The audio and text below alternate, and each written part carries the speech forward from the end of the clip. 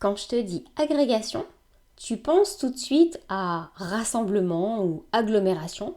Ce podcast risque fort de ne pas t'intéresser. En revanche, si tu te demandes comment des gens normaux réussissent à déjouer les pièges d'un concours supposé élitiste, je pense que ça va te plaire. Je m'appelle Marie Motard et j'accompagne les candidats à travers les hauts et les bas, surtout les bas, de ce parcours du combattant.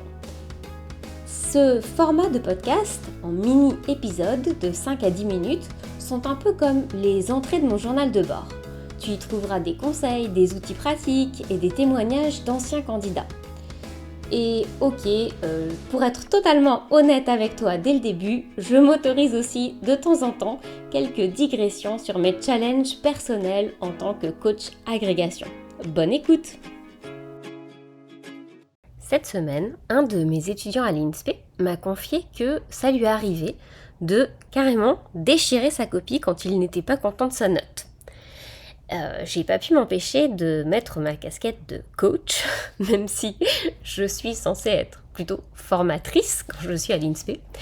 Et d'habitude, j'évite parce que je suis plutôt censée leur faire de la didactique, mais parfois je me permets quelques digressions. Parce que tout comme quand on enseigne à des élèves en collège ou en lycée, eh bien parfois on peut faire des parenthèses pour les éduquer. Eh bien j'estime que quand on est avec des jeunes adultes, c'est bien aussi de leur faire prendre conscience de la gestion des émotions et de ce que ça peut changer dans leur vie d'arriver à les gérer. Donc, quand je sens en mon fort intérieur que mes étudiants ont plus besoin de travailler leurs compétences émotionnelles que leurs compétences disciplinaires, je fais des petites incartades qui se transforment parfois en longues digressions. Mais bon. Donc, j'ai chaussé mes lunettes de curiosité pour comprendre la réaction de Tom et lui montrer à quel point il se privait d'une source précieuse d'informations quand il déchirait sa copie. Donc, je lui dis: enfin Tom, si tu trouvais un billet de 5 € par terre, j'aurais dû peut-être dire 100 €, est-ce que tu le déchirerais parce que toi tu aurais préféré tomber sur un billet de 200 €? Bien sûr que non, tu garderais les 5 € et tu te dirais, c'est toujours ça de prix. Et pourtant, si tu décides de déchirer ta copie, tu jettes à la poubelle un objet de grande valeur. Je pense qu'il a réagi comme ça, par rage, en déchirant sa copie, parce qu'il lui manque une compétence essentielle, c'est savoir s'évaluer sans se juger. Et ça, c'est à tous les niveaux, qu'on soit étudiant en Master 1 et en Master 2, ou qu'on soit de nouveau étudiant quand on reprend le chemin de la fac pour passer l'agrég. C'est la compétence clé pour progresser, s'évaluer sans se juger. Les candidats qui arrivent à dissocier leur valeur intrinsèque et la valeur estimée de leur travail à un instant T ont toutes les chances de réussir et ils sont toujours gagnants parce qu'ils vont réussir à absorber tous les commentaires qui auront des professeurs qui auront annoté leur copie.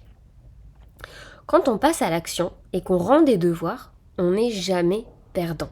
Et ça, il faut bien s'en rendre compte parce que j'ai très souvent le cas en coaching de candidats qui me disent, donc des adultes de mon âge, qu'ils ont peur de leur prof, qu'ils ont peur de la note qu'ils vont avoir et que ça les empêche de rendre une copie qui serait imparfaite. Or, la copie parfaite, idéale, n'existe pas, donc ça les empêche tout simplement de rendre des devoirs, et donc ça les empêche d'avancer. Quand on passe à l'action, quand on rend une copie, et qu'on a un retour, soit ça nous prouve qu'on avance bien dans la bonne direction, soit on tire des enseignements pour réajuster. On est toujours gagnant, quelle que soit la note, qu'elle soit bonne ou mauvaise, entre guillemets. Alors, comment rebondir après une note décevante ? Parce que il faut différencier les enseignements qu'on va pouvoir en tirer et l'émotion qu'on va fatalement avoir, parce qu'on ne peut pas vraiment contrôler cette émotion. On a fourni 7 heures, 8 heures, 10 heures, 12 heures de travail pour rendre une disserte, et si on fait un ratio temps passé et la note qu'on a eue et qu'on se retrouve avec 4 sur 20, ben ça fait pas très très cher de l'heure. Donc l'étape 1, c'est accepter d'être déçu. Il se peut que vous ayez énormément travaillé, vous avez eu l'impression de tout donner et malgré tout, vous avez eu une note en dessous de vos espérances. Autorisez-vous à être déçu, peut-être même triste, sans en rajouter une couche. Si vous résistez à l'émotion de déception, vous allez tomber dans le jugement de soi. Ça va rien vous apporter. En fait, vous allez être non seulement déçu, mais vous serez déçu d'être déçu, ou énervé d'être déçu, ou bien frustré d'être déçu, ou en colère d'être déçu. Ça fait le double effet qui se coule, donc une double couche d'émotions. Cela va vous apporter de la frustration, parce que vous vous direz je comprends pas, le sentiment d'injustice, en se disant c'est pas normal, j'avais bossé comme une folle, de la colère, j'en ai marre, la défaite, à quoi bon, j'y arriverai jamais. Quand vous vous jugez de ressentir ces émotions, vous êtes totalement focalisé sur vous-même, et tellement que vous ne pouvez pas accorder l'attention nécessaire à l'analyse de votre copie. Quand vous êtes purement dans l'émotion, vous n'avez plus accès à votre cortex préfrontal, celui qui réfléchit, qui prend des décisions, la partie de votre cerveau qui vous permet de raisonner, et donc vous ne pouvez pas tirer les enseignements de cette note. Donc ce qu'il va falloir faire, c'est l'étape numéro 2, après avoir accueilli l'émotion, c'est s'évaluer sans se juger. Et là encore, on va décomposer cela en plusieurs étapes pour s'évaluer sans se juger. Même si la note est très basse, on va toujours commencer par un feedback positif. Toujours commencer par lister ce qu'on a réussi à faire, quelle que soit la note. Dans n'importe quelle copie, on peut trouver du positif. Ne serait-ce que j'ai rendu ma dissertation, c'est déjà énorme. J'ai réussi à faire un plan, j'ai réussi à terminer, j'ai rendu quelque chose, je n'ai pas fait de hors-sujet, j'avais une partie qui correspondait aux attentes. Tout ça, c'est du positif, ou bien j'avais les connaissances nécessaires et suffisantes, c'est juste que j'ai pas su les assembler d'une manière qui a été concluante. Pourquoi ? Parce que le biais négatif de notre cerveau nous entraîne toujours automatiquement à analyser en premier ce qui ne va pas. C'est pourquoi il faut effectuer un rééquilibrage forcé pour lui montrer d'abord et avant tout ce qui va. C'est ce que j'ai appelé chercher la pépite. Une fois qu'on a pris conscience grâce à cet exercice qu'on ne part pas de rien, qu'il y a des choses positives, on peut enclencher l'étape suivante qui consiste à analyser ses erreurs.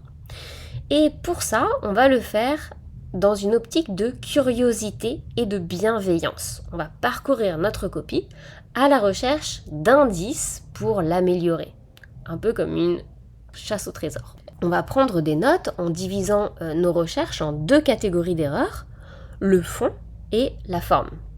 Notez sur une fiche tous les conseils méthodologiques qu'il vous faudra relire la veille d'effectuer une nouvelle fois cette même épreuve, ou une épreuve de même nature, ou la veille du concours. Et puis vous allez noter séparément toutes les lacunes disciplinaires que vous avez à combler. Et dans un deuxième temps, planifier dans la semaine à venir une plage horaire pour aller faire des recherches sur ce que vous ne saviez pas et qui constituait pourtant le socle de connaissances pour cette épreuve. Qu'est-ce que je voudrais que vous reteniez de cet épisode de podcast ? Il n'y a qu'en s'entraînant en conditions d'examen qu'on peut savoir ce qu'on ne sait pas. Et ça, c'est une méthode qu'on apprend à ses dépens souvent, parce qu'on s'en aperçoit le jour J, alors que si on s'était entraîné en conditions d'examen avant le jour J, donc, par exemple lors d'un concours blanc, eh bien on aurait vu que grâce à ça, on peut aller directement réviser ce qu'on ne sait pas, parce qu'on aura pris des notes sur ce qui nous manque. Alors que si on fait toujours les entraînements avec des ressources à côté, eh bien on ne peut jamais savoir sur quoi on doit travailler, améliorer, qu'est-ce qu'on doit réviser, et on révise depuis le début jusqu'à la fin, et donc généralement on connaît bien le début et pas très bien la fin. La deuxième chose que je voudrais que vous reteniez de cet épisode, c'est qu'on est toujours gagnant à rendre des devoirs, à faire des entraînements, que la note soit bonne ou mauvaise. Parce que si elle est bonne, ça nous donne des indices sur la direction dans laquelle il faut avancer et ce qu'on fait de bien. Et si elle est mauvaise, eh bien, on apprend en creux ce qu'il ne faut pas faire. Donc on apprend soit en volume, soit en creux, que la note soit bonne ou mauvaise. Donc j'espère que je vous ai convaincu et que vous allez tout de suite vous atteler à finir la dissertation ou l'exercice que vous veniez de commencer et que vous procrastiniez parce que vous n'aviez pas envie de le rendre tant que ce n'était pas parfait.